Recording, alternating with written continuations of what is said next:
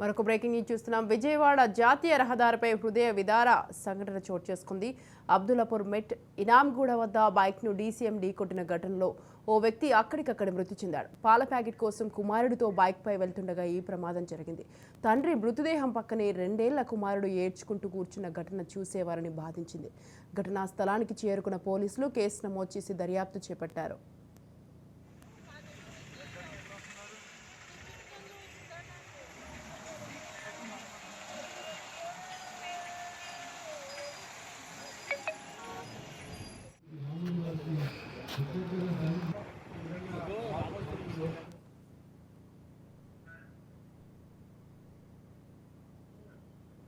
Right, ఈ విషయంపై పూర్తి సమాచారాన్ని మా crime bureau chief Inna Reddy phone line అందిస్తారు. ఇన్నారెడ్డి. స్వాతి, విజయవాడ రహదారి మీద హృదయ విదారక ఘటన చోటు చేసుకుంది. అబ్దుల్లా మిట్ ఇనాం వద్ద బైక్ ను డీసీఎం ఢీకున్న నేపథ్యంలో పాలవాణి కోసం ఎవరైతే వచ్చారో పాలవాణి కోసం కుమార్తెడు బైక్ మీద వెళ్తుండగా ఈ ఘటన చోటు చేసుకుంది.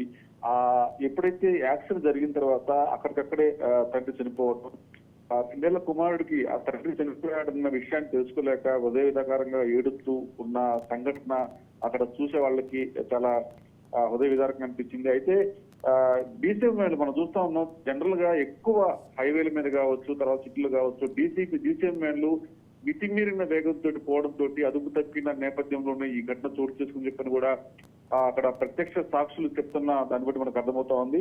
సో మొత్తం మీద ఈ విజయవాడ రహదారి మీద జరిగిన విజయవాడ రహదారి అబ్దుల్లా మెట్ దగ్గర జరిగిన ఘటన మీద ఆ డీసీఎం వ్యాను మితిమీరిన వేగంతో రావడం వల్లనే ఈ ఘటన జరిగిందని చెప్పి కూడా ప్రత్యక్ష సాక్షులు చెప్తున్న పరిస్థితి. ప్రస్తుతం అయితే మాత్రం డీసీఎం వ్యాన్ డ్రైవర్ ని అదుపు తీసుకుని విచారణ చేస్తున్నారు. కాకపోతే అక్కడ తండ్రి చనిపోయిన తండ్రితో పాటు ఉదయాన్నే పాల ప్యాకెట్ కోసం వచ్చిన తర్వాత అనుకోని ఘటన జరిగి అతను కొడుకు సేఫ్ అయ్యాడు.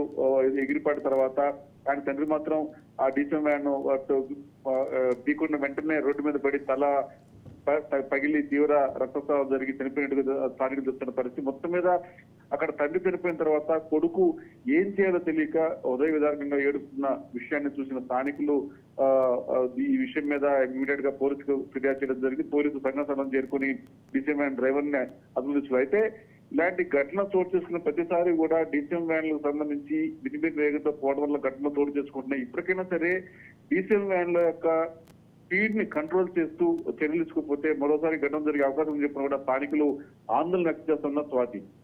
Right, thank you Inna Reddy. Thanks for the details.